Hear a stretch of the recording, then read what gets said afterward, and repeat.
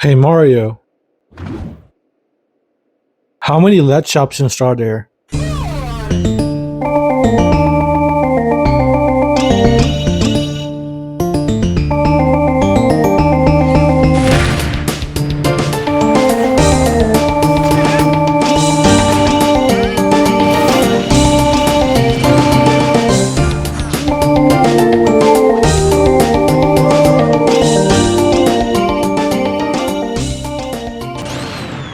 Being on ledge is one of the worst positions to be in.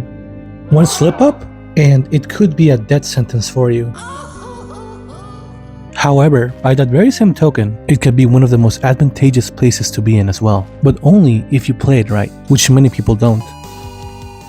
And those who do know how to play it right, well, they get what they want. Completely uncontested. He goes for the drop, and when he needs it most, that limit speed coming through. Whether it's you or your opponent on ledge, understanding how to play and embrace it is a fundamental part of Smash. And in this series of Smash Fundamentals, I'm going to dive deep into ledge trapping as a whole, all the way from simple ledge options to psychologically manipulating your opponent. But first, we need a fundamental understanding of ledge mechanics, and use that as a baseline to launch ourselves into more complex situations, and build up from there. Now, this first part may seem a bit basic, but this is only to make sure that we're all on the same page, and have the same foundation as we delve into deeper topics as the video goes on. Now, as you may know, when you grab ledge, you're invincible. Okay, well, this isn't entirely true. You see, every time you grab ledge, there are exactly 2 frames where you're not invincible, and you can actually get hit during this time. This is known as getting 2-framed, and while it is related to the ledge, since it's a bit closer to ledge guarding, not ledge trapping, I've decided to save it for a future video, and trust me, it'll be worth it. Alright, back to ledge trapping and some ledge mechanics. Your invincibility on ledge depends on 2 factors, your percent and your airtime. So for example, if you're at 0% but grab the ledge with little airtime, you'll get about a second of invincibility. If you're a high percent but also get a lot of airtime, you will also get about a second of invincibility. By having low percent and high airtime, you can get the maximum invincibility time, which is a little over 2 seconds. And on the opposite end of the spectrum is high percent with low airtime, which can give you less than half a second of invincibility. Do note that getting hit resets your airtime timer. So even if you had plenty of airtime before, if you get hit before grabbing ledge, you'll have very little ledge invincibility. A smart player will keep track of both of these factors, so keep this in mind next time you're on ledge, because remember, the clock is ticking. You can kind of think of it as a minigame.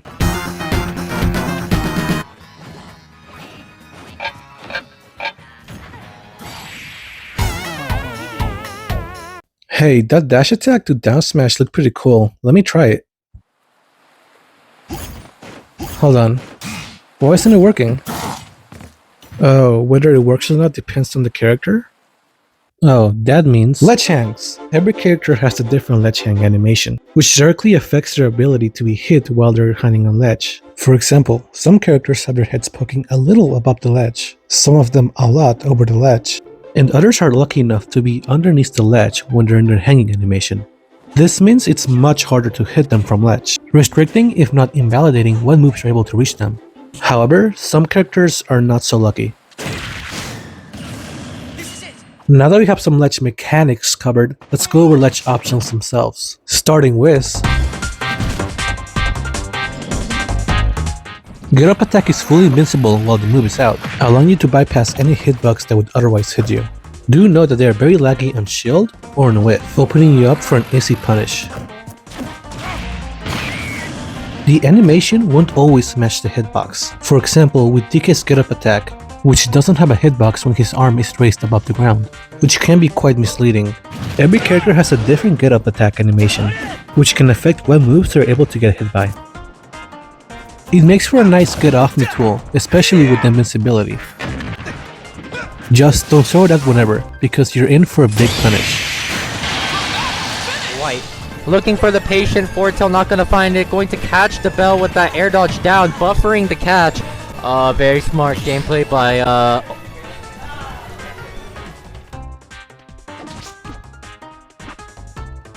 Probably the simplest get up option. Ledge roll ropes you a set distance towards the stage, with invincibility at the beginning of the roll but none towards the end. The actual distance of the roll varies by character, with some having shorter or longer rolls depending on who they are. Keep this in mind as it'll affect your spacing when trying to punish a roll. Its relatively slow speed can allow an opponent in a good position to punish, so keep that in mind.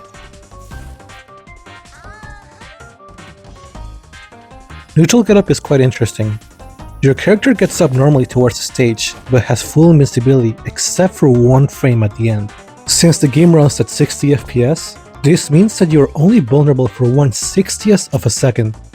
This can make trying to hit your opponent to the ledge getup quite tricky, as you can do it too early or too late, which opens you up for a punish.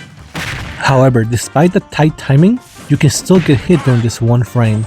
Not to mention the reactable startup of the ledge option. One frame is all you need. There are many moves out there that can catch this one frame, so it's not as foolproof as it may initially seem. A patient opponent will be able to react and play accordingly. Still a solid option with all its invincibility frames and how fast you're able to act after using it.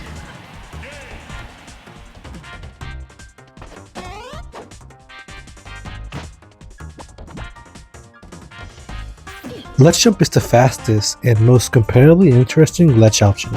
I'll get into why a bit later, but for now let's just focus on the option itself. It begins with a bit of invincibility at the start, just like neutral getup, before having a few frames where you're vulnerable, and then you're able to act.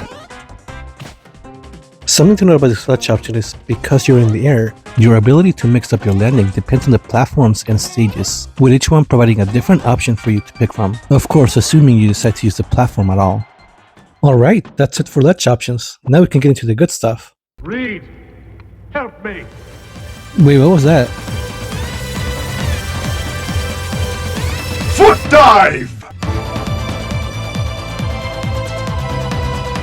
By pressing down when you're on a ledge and then using your double jump to get back on stage, you can do what is called a ledge drop. This allows you to do any aerial you want, making it much more flexible and rewarding than Get Up Attack ever could. But unlike Get Up Attack, you get no invincibility and it uses your double jump, which can make it risky, and depending on your character, send you to an early grave.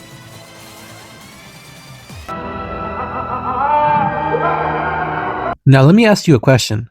Which ledge option is the best? Overall. Keep your choice in mind as we head over to this next section. Oh, I almost forgot.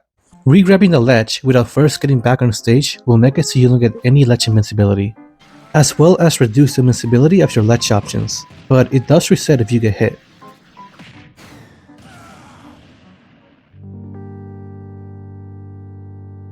First, we need to establish your goal. If you're the one being ledge trapped, your goal is not just to get back on stage. As you'll come to understand, this is not enough by itself. Your real goal is to reset neutral and make it so your opponent no longer has the upper hand over you. And if you're the one doing the ledge trapping, your goal is to keep this upper hand, rack up damage, and eventually get the kill. We'll be starting with the role of the ledge trapper. By the way, do note some of the stuff mentioned here can go both ways and is not mutually exclusive.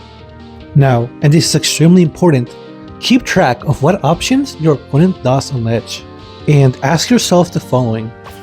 When they grab ledge, do they do a ledge option immediately or do they wait it out for a second before choosing? Which option, if any, are they doing the most frequently? And what do they do after choosing that option?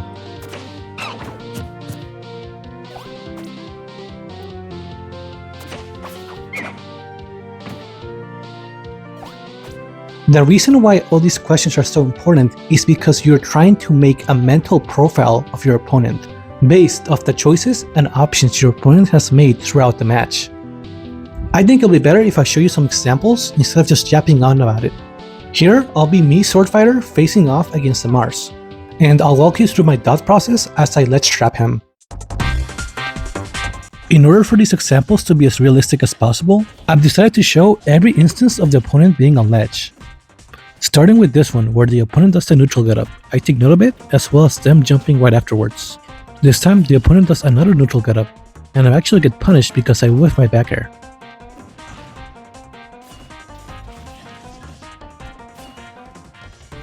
This time, I notice my opponent does another neutral getup, but by the time I'm able to react, it's too late and they're able to jump away. Now at this point, I think I have a pretty clear mental profile of my opponent's preferred ledge options, as all 3 of the questions have been answered. Now all I have to do is properly use this information against my opponent to keep the advantage. Here my opponent does a ledge roll and I'm at the perfect position to punish it properly, and force them on ledge again. Here, I position myself to punish his neutral getup, which I predict he will choose due to my mental profile of him. Thanks to this, I'm able to kill my opponent at 60%. Here, my opponent actually does a ledge drop aerial to try to ledge guard me, which makes me wonder why they haven't tried to mix up their ledge options like this before. Here they do neutral getup again, but I'm too far away to punish properly. But knowing that he likes to jump after doing a neutral getup, I catch him with an aerial before he falls out due to multi-hits not working. Thankfully, this doesn't really matter because I'm able to get him back on ledge again. Now, if I know my opponent likes to do neutral getup, why am I over here, doing a down tilt like it's going to hit? Well, let me explain. You see, when you're going to punish a ledge option, sometimes it can be really visually obvious what it is that you're going for. This can make the opponent adapt faster to what you're going for and make them choose a different option, following your plan to get the punish that you wanted. This is called a visual cue, and that's why I stayed back here to not make it obvious that I wanted to go for my optimal punish. Now, you may be thinking, well, that was kind of an easy opponent. Why not try it on an opponent that chooses various ledge options? Well, I will. In fact, I only showcased that first match so that the second one doesn't feel so overwhelming. In it, I'll be Dr. Mario, facing off against a Wi-Fi trainer. Let's get right into it. Here, I get a bit greedy and try to get an early stock with a downer before it gets punished. I get greedy again and try to read a roll with F smash, but that gets punished as well, so now I know it's time to stop messing around. Here, I throw an F tilt out just in case, and then try to retreat, but it actually gets caught by the get up attack. I am able to pick up that my opponent likes to be very aggressive on ledge. Here, I do a dash attack, trying to predict them dropping ledge, but I'm a bit too late. Thankfully, I'm able to shield in time before they're able to throw out their volleyball. And yeah, this is something a lot of Wi-Fits like to do, due to them being able to re-grab ledge after doing it. So, I punish with an uppy out of shield, and I'm able to take the stock.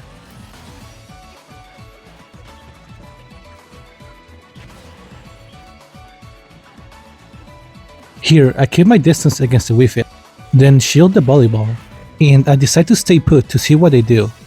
They ledge roll immediately after re-grabbing ledge, and I think I have a pretty good idea of why. You see, previously I did a dash attack to catch them on ledge, so they probably thought I would repeat myself and get closer to the ledge, which would make their roll safe, but instead I stay put, putting me in the perfect position to punish their ledge roll. Now you may be asking yourself, hey, where's all that mental profile stuff I was talking about earlier? And don't worry, I'll dive into that soon enough. Here, my opponent does a pretty smart move of hitting me with volleyball before I'm able to land, denying me the opportunity to ledge trap him. Now, this is an interesting situation. So far, my opponent has shown a variety of ledge options, making it hard for me to predict what he will do next. But one common thread I noticed is that he likes to be aggressive, so I decide to shield in the case of a get-up attack or volleyball. But I get duped and my opponent decides to do a get-up jump. But they did try to do a nair immediately afterwards, confirming that they were still trying to be aggressive. By the time I'm able to react, it's too late and they get center stage, but thankfully I'm able to send them off stage and to ledge again. Now at this point, I realize something about the current state of the match. Currently, I only need one really good hit to kill my opponent, and I'm also chilling at a comfortable 0%. This means I can throw out kill moves and hope they land, making this a really favorable position for me. It's not like I'm facing a Luigi after all, where I have to be careful even at 0%. So, I decide to throw out a backer, catching their ledge jump, which wins me the match. Now, there is some stuff I wanted to talk about regarding the match. For one, I want you to notice that every single stock was taken at ledge. So keep in mind how important it is to have good ledge trapping game sense. Next, I want to clarify the mental profile concept I introduced earlier. You see, the main idea behind it is, you want to make a prediction of your opponent's next ledge option based off of their last actions and habits. So some opponents, like the Mars, will pick the same one or two options over and over again, making it easier to make an accurate prediction of what they will do next. However, better players, like the Wi-Fi trainer, And you, of course, since after watching this video you won't get ledge trapped as easily, right? Will not only mix up their options, but they will mix up the timing for them as well.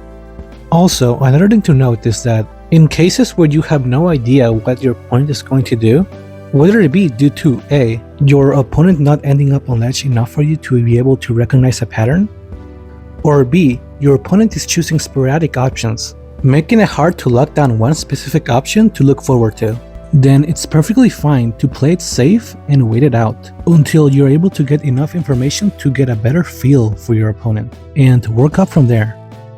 Speaking of which, let's head back to the question I asked earlier.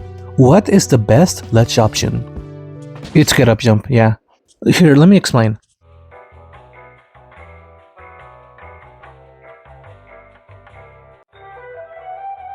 Let's say you have a really good grounded ledge trapping tool, like Toon Link F-Tilt.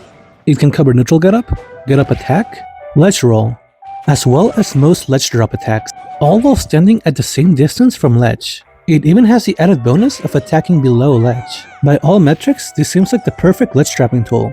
Except it's not, just for one sole reason. It doesn't cover get up jump. Now, at first you may think this isn't too big of a deal, you can just react to the jump and then punish afterwards. Except you can't. Nearly every neutral get up in this game is 34 frames total. Average human reaction time is 15 frames. Add in Ultimate's built-in input delay of 6 frames. This gives you a relatively comfortable window of time to react and punish neutral get up, given that you are looking out for it. Compare this to ledge jump only having a mere 14 frames of animation. That's less than half the neutral get up, as well as being just below the average reaction time. Not to mention, they're still in motion every frame after the ledge jump, meaning by the time you're able to reasonably react, they're already in the air, and they're able to do pretty much whatever they want. Grace and Glory Smash, a Falcon main and labber, has a pretty awesome video covering a ledge trap setup he labbed. In it, he covers his reaction time stuff better than I can, but this is the most important thing I wanted you to note. Spoiler alert, perfect reaction ledge trapping is mathematically not possible. Here's why. If you're interested on why, you can check out his video. I highly recommend it, even if you don't main Falcon. Now, because ledge jump is mostly unreactable, this forces you to pick one of two options if you want to cover jump. 1. You can be preemptive and predict that they'll do ledge jump, catching them while they're still rising off ledge, since they still have 2 frames where they're vulnerable. As long as you just play out a shield, because never mind, it doesn't fucking matter, because that's just tough. This does leave other ledge options open. Remember this clip from earlier? Here the Lucina lost because they were hyper-focused on covering ledge jump. Covering ledge jump with your own aerials is a pretty decent option, but it does have some caveats. For one, you may need to hit multiple aerials quickly, or an aerial with an active hitbox, in order to prevent them from jumping through a gap in your aerials. Do note that your opponent is free to try to hit you with their own aerials of choice. It's very common for people to be aggressive after a ledge jump due to them being able to act so quickly. You could have a move that you think is perfect for ledge trapping, just for it to end up underwhelming because it doesn't cover ledge jump very well.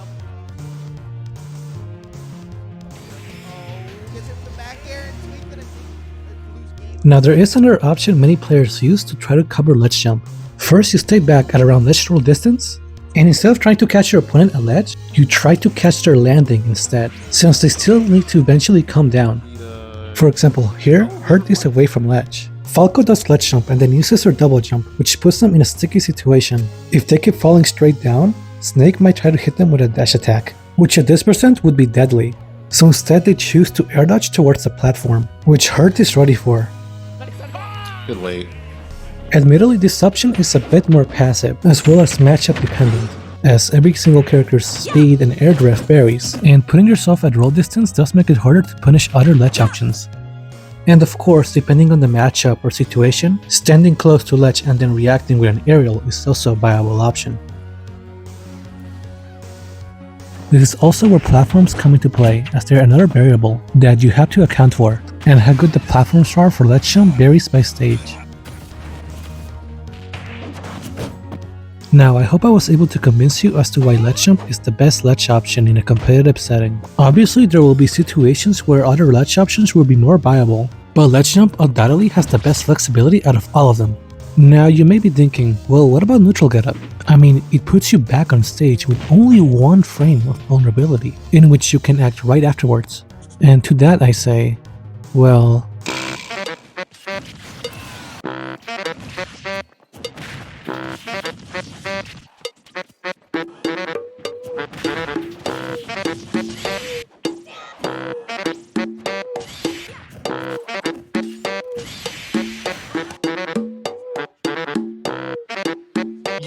Find it.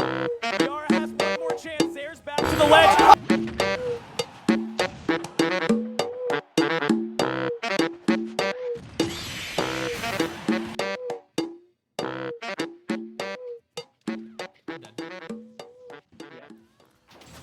Alright, that's cool and all, but what if you mess up the punish? Well, you still have to consider that they're still in the corner, and their options are still pretty limited. Don't forget, they're still in disadvantage. This means that you're vulnerable to an opponent who is actively looking out for these options, and if an opponent has been actively keeping track of what you like to do after your ledge option, see what I did there? Then they'll more than likely be ready for your next move, even if they did miss the initial punish. Now, don't get me wrong, there'll definitely be situations where doing neutral getup was a perfectly fine option and you'll get away with it. The boxing and the recovery that are going to be the downfall. Oh, and the Mii's have a weird neutral get up animation off the ledge, by the way. Lasts a little bit longer than the rest of the cast. Zamba's going to have to... What? No they don't. What is this guy talking about? Anyway, neutral getup is still a decent option. One frame of vulnerability is still only one frame. Just make sure you don't pick it every time and mix it up as you would with the rest of your ledge options. Ledge options. Yeah, I think I covered all of them. Let's roll. Well, there's not much to say about let's roll. And let's drop is extremely character and matchup dependent, but it's still a really good option regardless. Man, I love watching Louis Money play. He has such a good understanding of how to play around ledge, and that I can't believe I forgot about.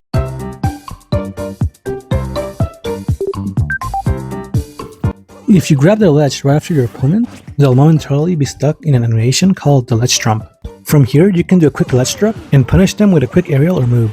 Now at first, it seems to be a pretty solid option, so you may be wondering, alright, so what's the catch? If your opponent inputs or buffers any ledge options before you ledge trump them, then they won't get trumped and simply do their ledge option that they selected. Meaning the only way you can ledge trump somebody is if they haven't inputted a ledge option. This can put you in a bit of an awkward situation if you go for a ledge trump, but they already chose their ledge option. And if you want to be able to punish them, you have to be able to hit them with a fast enough move, otherwise it will whiff and they'll be able to easily jump out of it. Depending on your move, you may be able to just barely catch their double jump if they mash it right after ledge trump. But if they air ledge, you're going to need a really fast aerial or move in order to get a trip punish off of it. For example, here, I'm able to ledge jump this villager and hit him with my up B, which is faster than my bear. And I was still only able to hit them because I caught their double jump. Speaking of air dodge, it is surprisingly common for people to air dodge toward the stage after they've been ledge trumped. This isn't all bad though, this could potentially be in your favor, as long as you're ready for it. Bandit state, I think, has really deteriorated over the course of this. That does finally land that back air. But there is one very important factor about ledge trumping that you should know.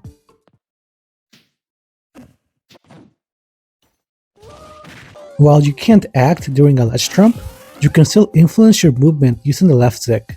This can potentially mess up your punish as they can drift away or drift in, where they will usually land on top of the stage.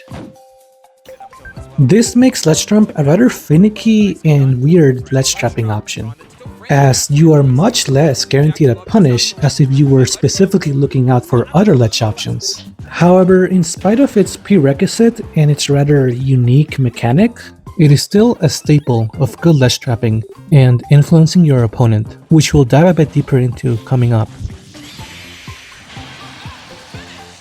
This commentator puts into words really well what I want to talk about in this next section. Threatening ledge trump, it's on the table now, doesn't lead to anything here, but it might lead Jackal to start picking ledge options early. If Louis is able to...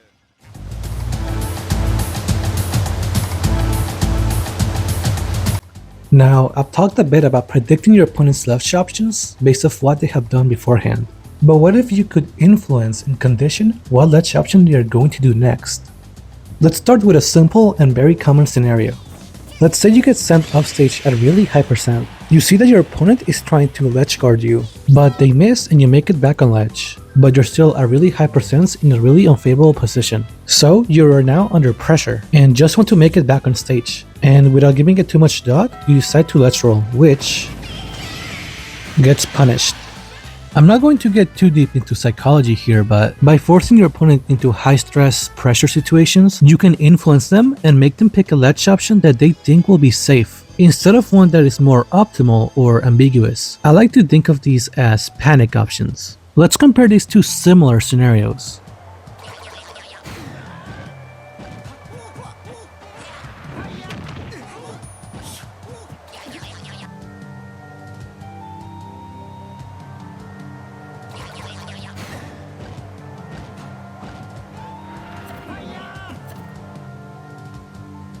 In both scenarios, Fox is sent off stage at high percents. In scenario 1, Luigi is being actively aggressive, throwing out many hitboxes in both sledge trap and ledge guard attempts, with even one of them hitting. On the other hand, in scenario 2, Luigi decides to take a step back and be more passive about his ledge trapping. He doesn't jump off stage and stays put the whole time, and while not necessarily a bad thing, it does give Fox a breather and some time to think about his next ledge option, instead of being under constant pressure like the first scenario. This means that Fox is less likely to pick a panic option, the most common ones being ledge roll and neutral getup, due to their high invincibility frames. Getup attack is less common due to its high lag, and ledge jump is also less common due to having less invincibility frames, and forcing you to immediately consider your movement and landing options in an already high pressure situation. Now, panic options don't really apply that much at low to mid percentages, as players are usually much more comfortable being patient and taking their time to pick an optimal option. However, this doesn't mean that you should get careless, as the state of the game can change in seconds. Here, I'm in a really favorable position, and I catch this Isabel's ledge drop fair. Now, I want to make them even more stressed out, so I mix up my visual cue, making it look like I'm going for a ledge guard with these fake out jumps, so I'm able to step back and punish their ledge roll. Here is another similar situation.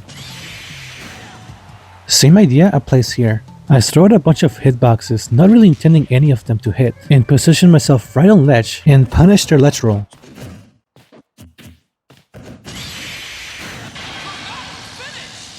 This move sucks so bad, you guys have no idea. But yeah, this is what I mean when I say that players who are under pressure are more likely to pick panic options. Can you find a fight when it matters most? Dude, back here doesn't find it. Yara has one more chance. Zare's back to the ledge, but ripping the down smash. Alright, so people make rash decisions when they're stressed and pressured. Discovery of the century, I know. But there are other ways to influence your opponent's ledge options. For example, with ledge trump. Here, Shiny Mark gets a ledge trump bear on base mage. And with this, Shiny Mark has successfully communicated that ledge trump is now on the table, and is something base mage has to watch out for the rest of the set. So, later, when Shiny Mark goes for a ledge trump again, base mage immediately does a ledge option in order to avoid it. And while Shiny Mark doesn't get a direct punish from the ledge trump, he has successfully influenced base mage to pick his ledge options earlier. So here, on this later game on the set, you can see Shiny Mark purposely grab ledge early and do some fake out jumps, which makes Bass Mage immediately choose a ledge option to avoid being ledge trumped. But that's exactly what Shiny Mark wanted, and he's able to punish accordingly. Here, Looney Money goes for a ledge trump, and does back air towards the stage just in case Steve drifted towards it. Now, knowing that the Steve is under pressure, he charges down smash, knowing that it will cover the two most common panic options. Now, you have to consider that when you're playing competitively, you're not just playing one game, you're playing multiple, and during that time, you can slowly gain information about your opponent's habits. And if you notice a certain habit, you don't have to immediately act upon it. You could save it for later, for just the right moment. When Louis Money played against Beasley, Beasley used Banana to cover his recovery, and make it harder for Louis Money to both sledge guard and ledge trap him. Even when he tried to catch the banana directly, Beasley would use this to his advantage to get back on stage. So, on game 4, Louis Money uses his reflector to reflect the banana back onto Beasley. And knowing that he will have reduced ledge invincibility, Louis Money goes for a down tilt to back air to end the set.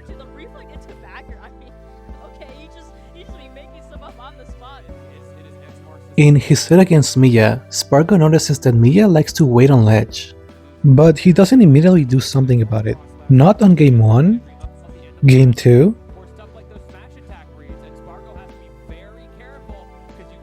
game 3, game 4, game 5, game 6, game 7,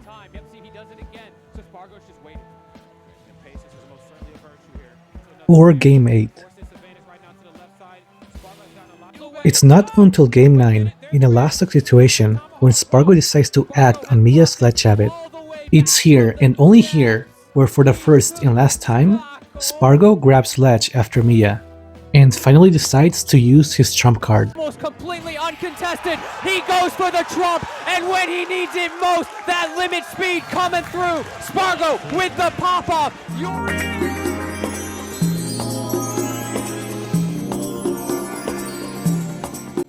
Now, I've talked quite a bit about ledge trapping, but what if you're the one being ledge trapped? Well, first off, this section will be a bit character and matchup specific, as every character has different tools to help them on ledge. For example, I like to use Mii Swordfighter's Gale Stab when recovering, as I can choose between hitting my opponent, landing on stage, or going for ledge. This forces my opponent to have to guess which one I'm going for, which is entirely in my favor. Now they're not in a good spot to ledge trap me, and I'll be able to get back from ledge freely. Mii Gunner likes to use their projectiles off stage and force their opponents into an uncomfortable position if they want to ledge trap. 2 and 3, like catching early air dodges, forcing them and punishing. Robin can do something similar with their Arcfire, but they can take it even further. By doing ledge trap Arcfire, they get access to a really strong kill confirm from ledge, and even without killing, it's a great move to add damage to the opponent. This makes it so the opponent has to be very wary about Robin on ledge, forcing them to opt for a more passive or defensive playstyle. As for Snake, well, I think Larry Lur does a better job at explaining this than I could. Bad idea. If Snake's holding ledge and he's holding a grenade, just get away from him. It's not worth trying to punish him, because a good Snake will always time their getup to be covered by the explosion. Extra damage that Louis Money can just try to take. Like I said, if you're fighting Snake and they hold a grenade, just don't go near him. Alright, how about something a little more universal? If you hold down while you're recovering, you won't grab ledge even if you're doing an up special. This can be used to hit your opponent with your up B when they're too close to ledge. I'll be honest, I've been able to cheese some stocks with this. Well, simple, it is very effective against opponents who position themselves too close to ledge. And if you land it, you can effectively reset neutral and get back on stage for free. Just make sure to pick the right time to use it.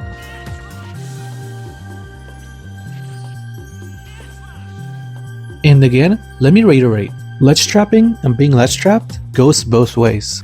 Just as you can use your opponent picking the same ledge options over and over again against them, you can use your opponent picking the same ledge trapping options against them as well.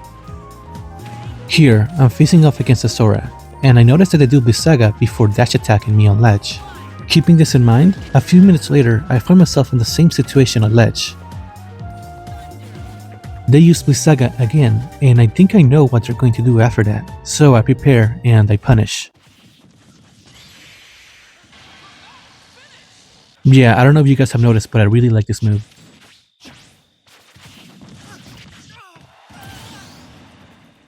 Look guys, ledge trapping can be a deep and layered aspect of the game, and it is absolutely fundamental for you to at least try to understand it, not just to improve, but also get a deeper appreciation for the game as a whole. I could honestly talk for hours about some of my favorite ledge trapping moments in tournaments. Here are some last minute notes about ledge trapping that I couldn't fit anywhere else in the video, so pass to read if you're interested, but there is one last note I did want to leave you with. ledge trapping can be very volatile, so you could be masterfully planning your next ledge trap option just to be thrown a curveball and have to reconsider everything again. You could have moments where your ledge trapping looks like this,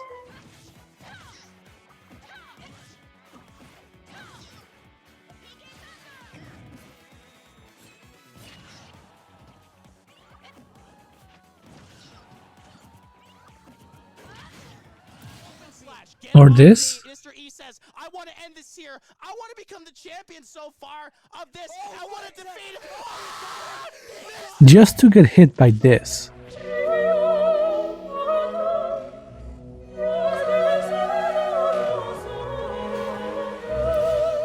Now, there is something I wanted to ask you. Smash Ultimate has some characters with some really broken ledge trapping tools. So, which one do you think is the strongest? And what can your character do against these kinds of ledge traps? Personally, I think all of Me Gunner's projectiles make for really good ledge trapping tools. Especially Grenade. It's insanity. Insanity. Insanity is doing the exact same fucking thing over and over again, expecting shit to change. That is crazy. But the first time somebody told me that, I don't know, I thought they were bullshitting me, so boom, I shot them. The thing is, okay, he was right. And then I started seeing it everywhere I looked, all these fucking pricks, everywhere I looked, doing the exact same fucking thing, over and over and over and over and over again, thinking, this time is gonna be different. No, please. This time is gonna be different. I'm sorry. I don't like the way you are looking.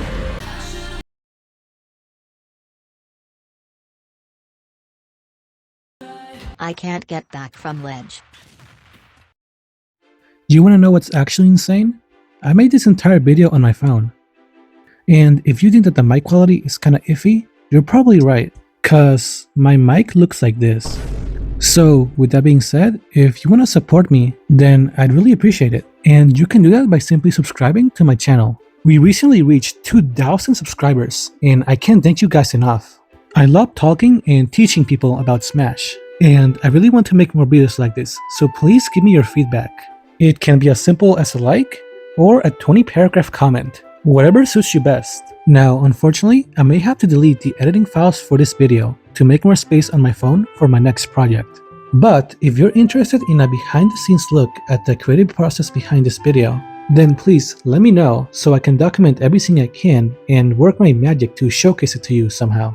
Finally, special thanks to all these people for helping and inspiring this video to become a reality. That's all for now, and make sure you improve today.